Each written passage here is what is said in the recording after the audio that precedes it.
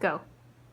Good afternoon, everybody. My name is Breana Rucker, and that's exactly how long it takes for an interviewer to form his first impression of if they want to hire you or not. Good afternoon. My name is Breana Rucker, and I will be teaching you how to dress appropriately for an interview and make a great first impression. Now today, what we'll be speaking about is why does it matter? Why does it matter what I wear to an interview? What should matter is my skills and my resume and my experience. We'll also be discussing what not to wear at an interview, and we'll be discussing how to dress appropriately for an interview. Now, why does it matter? The first thing is nonverbal cues are very important. This can completely throw an interviewer in a good mood or a bad mood.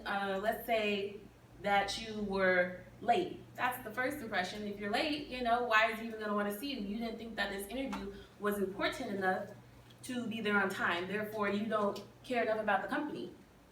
This also can relate to the way you dress for an interview, because if you take a lot of pride in yourself and you want to show respect and you want to show confidence and basically the seriousness of your intentions with the company, you should dress professionally, because that's what they're looking for, professionals.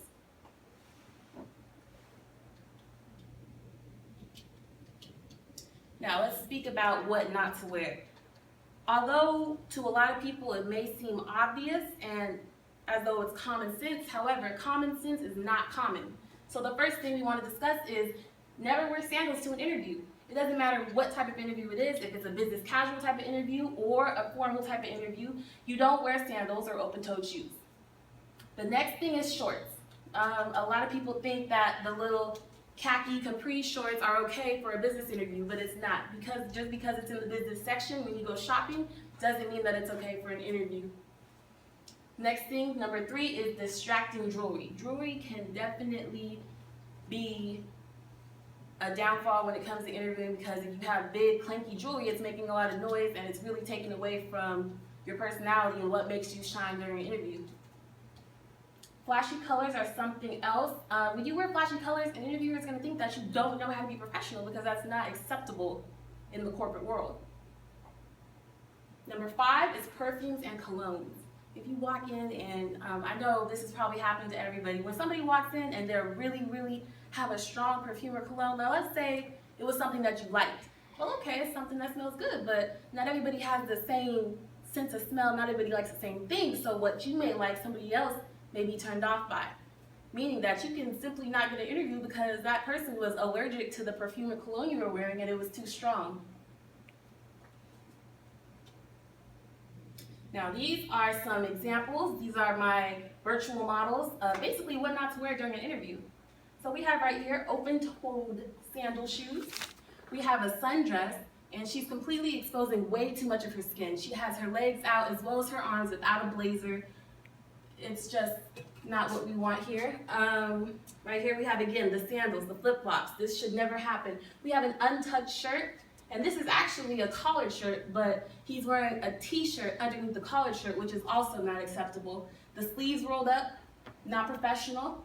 His hair looks nice, but the rest of it needs to go.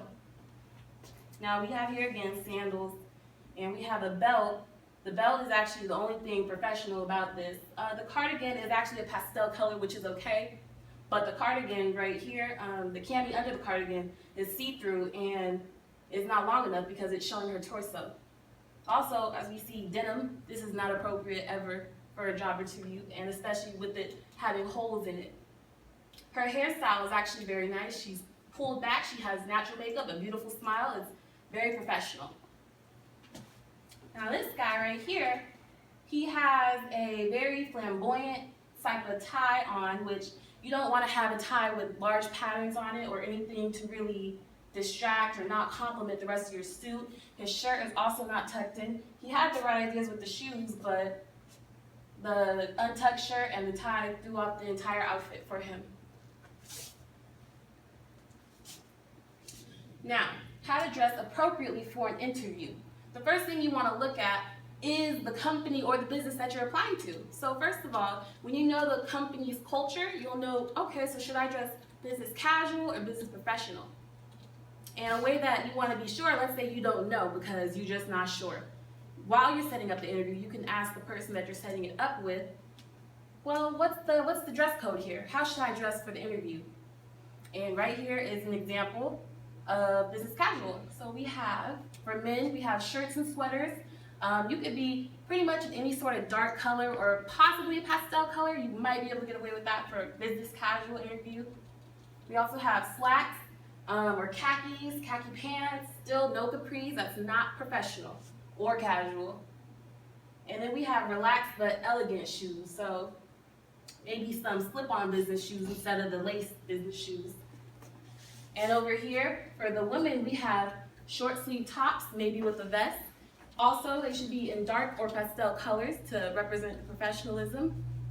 We also have fashionable combinations of tops, vests, and skirts.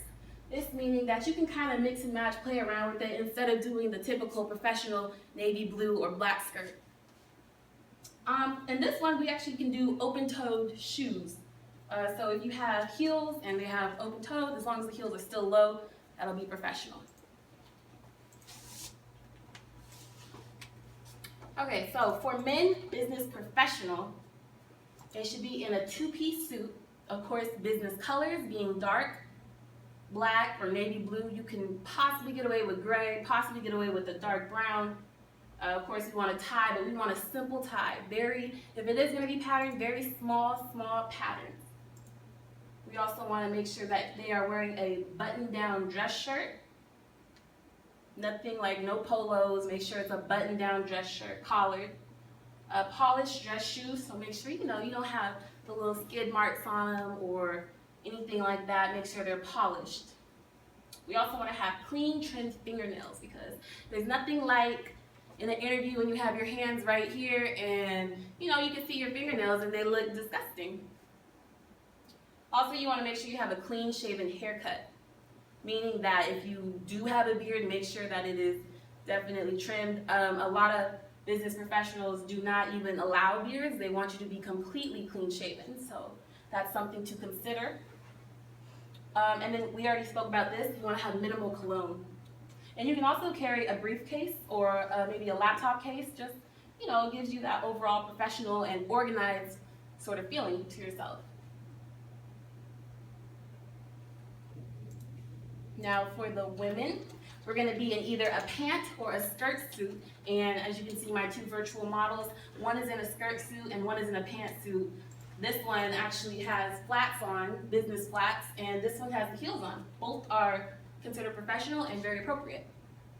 Now for women, you're definitely going to want to have a cotton or silk blouse to go underneath your blazer, short or low-heeled pumps. This means 1 or 2 inches.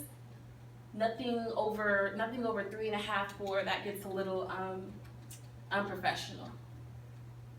Now for the skirts, you're definitely going to want to have conservative pantyhose, and this means, you're going to want to have them to be sheer so that they're nothing flamboyant, no colorful type of pantyhose, and you want to make sure they don't have the tears or the runs in them, so make sure they're new. You might even want to bring a second pair because things happen. The next thing is you want to make sure you have simple jewelry. This actually goes for men too. Nowadays, a lot of men actually have their ears pierced, and they definitely should not come to an interview like that. As for women, only 1 ear piercing is appropriate for an interview. Also, a lot of times, people cake on a lot of makeup, but that's not appropriate at all for an interview. You want to make sure that you have natural makeup on. And of course, minimal perfume like we spoke about earlier. Okay, so here's a chart basically describing the candidate's physical attributes and their influence to the employers. And right here at the top is grooming, and that's actually the strongest influence at 73%. Next, we have non-traditional interview attire, which is at 49% of a strong influence. Then we have a handshake, something that you may not consider important, but that says a lot about you is your handshake, and that's 33% of a strong influence. Next is body piercings. And we just talked about ear piercings, but also if you have any other piercings that are visible, so face piercings, that's definitely not professional for an interview.